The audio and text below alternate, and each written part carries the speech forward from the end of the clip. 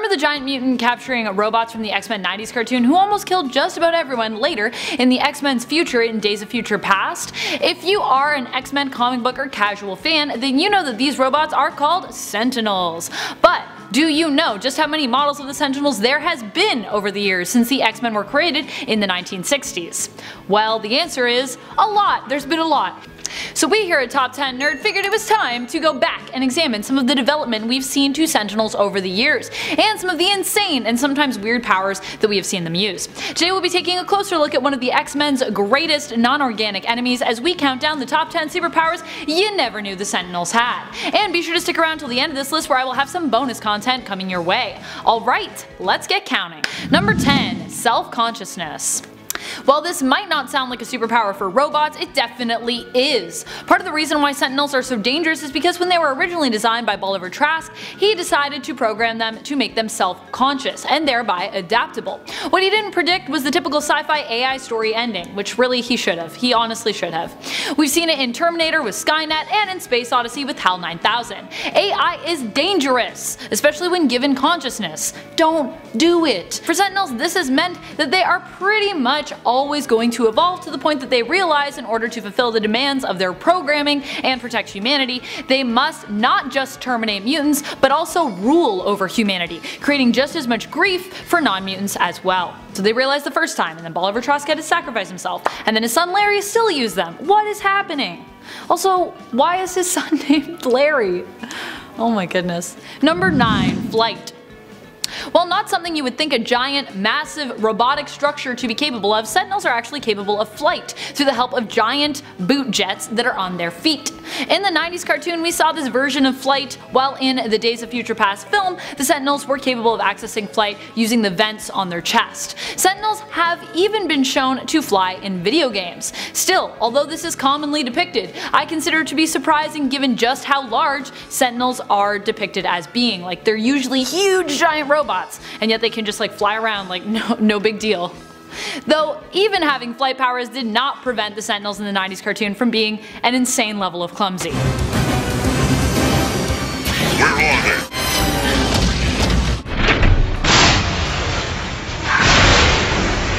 They just run into things all the time, it's so funny. It's like, Sentinels, use your eyeballs, what you doing? Number 8. Mass produce. With the creation of the Master Mold and later the threat of a Mother Master Mold, Sentinels can basically have an endless supply of robotic soldiers in their army, as they aim to take down mutant kind and often eventually also humanity.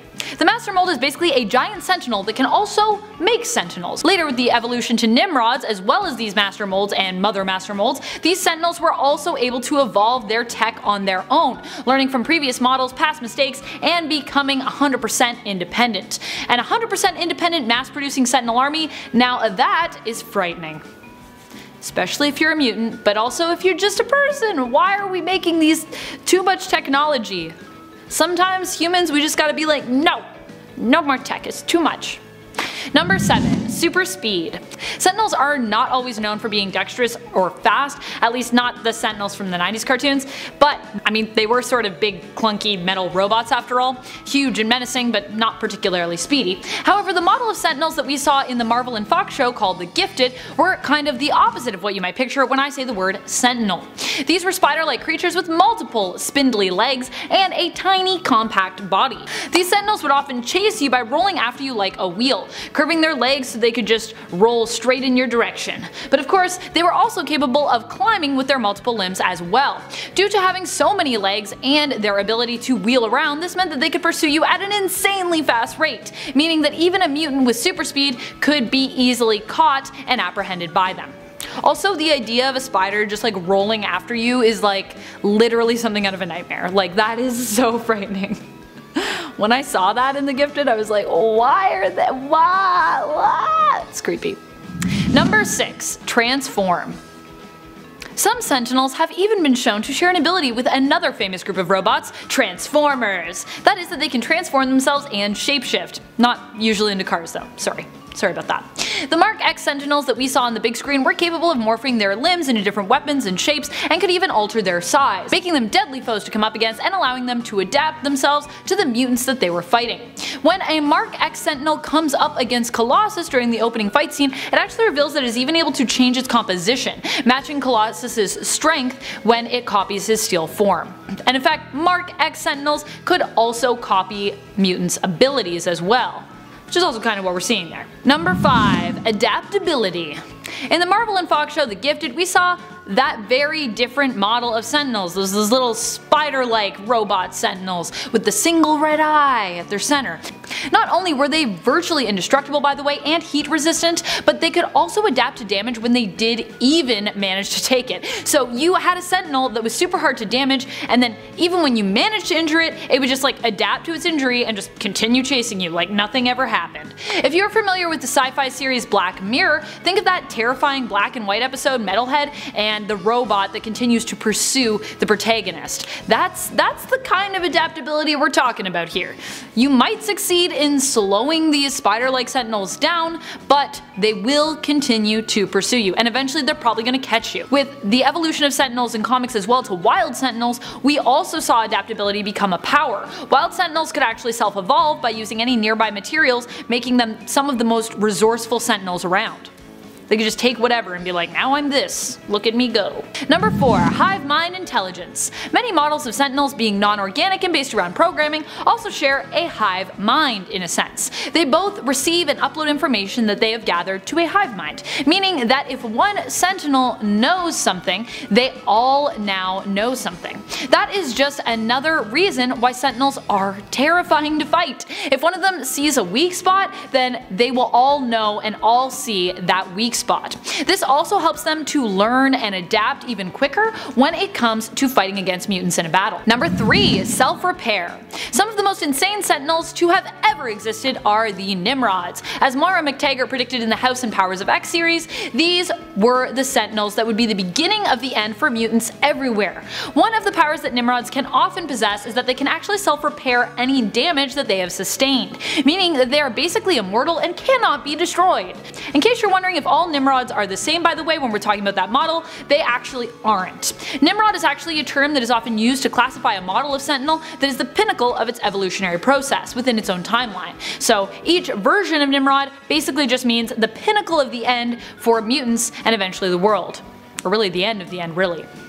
But some of them do have different abilities. Number 2. Can become human. Omega Prime Sentinels were unique in the sense that they were once humans, and Prime Sentinels as well actually. Karima Shapandar, whose superhero name is Omega Sentinel, was actually once one of them. When Omega Prime Sentinels are created, what happens is they basically take a human and convert them into a fully mechanical being using nanotech. They then sit as a sleeper agent until they're activated. Similar to but different than Cybermen from Doctor Who. The crazy thing is that Karima was able to actually somewhat revert this process, kinda like Captain Jean-Luc Picard did when he became a Borg and thereby merged with tech, but later was able to revert back to being human after being assimilated. But not quite as drastic as that. Karima went from being a full Sentinel to just a cyborg, and fought against her mutant extermination programming. This was possible because although her programming was fully activated as an Omega Prime Sentinel, the Zero Tolerance project that she was a part of was shut down before its global launch. Number 1. Weaponized social media. In the X-Men Red series, we saw a whole new terrifying form of Sentinel tech. It was smaller, more discreet, and smarter than anything we'd seen before, and created organic Sentinels out of mutants and non-mutants alike, through brainwashing and viral messaging used to reprogram one's mind. This has to be one of the most frightening powers we have seen Sentinel tech exhibit in a while, as it is literally something that happens to you for real pretty much every day online. With as much stimulus and targeted advertising as we see on social media and on the internet, it begs us to ask the question, how much of our opinions and our ideas are actually our own, and how much have actually been embedded and shaped in our consciousness by what we see and read online every day.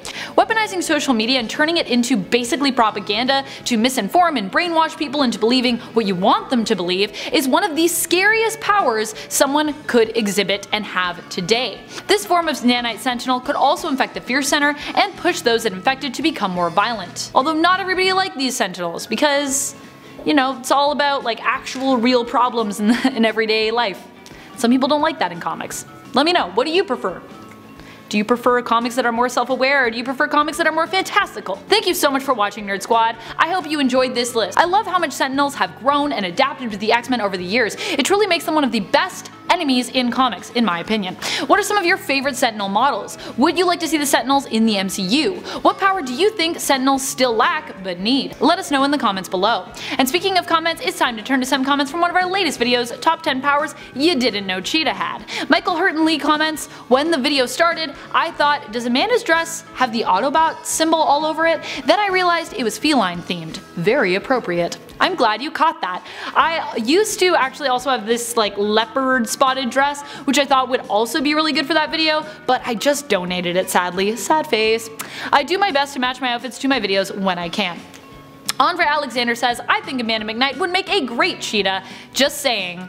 Thank you! You'll have to stay tuned to my socials for when I have photos of that cosplay to share with you all, and hey, maybe even a photo set or two, who knows. I'm actually so pumped for this cosplay to happen, I'm like way too pumped. And that's all the time we have for comments today. Be sure to comment below for a chance to have your thoughts and your feels shouted out in a future video. This has been Top 10 Nerd, and I'm your host Amanda McKnight. You stay nerdy, YouTube.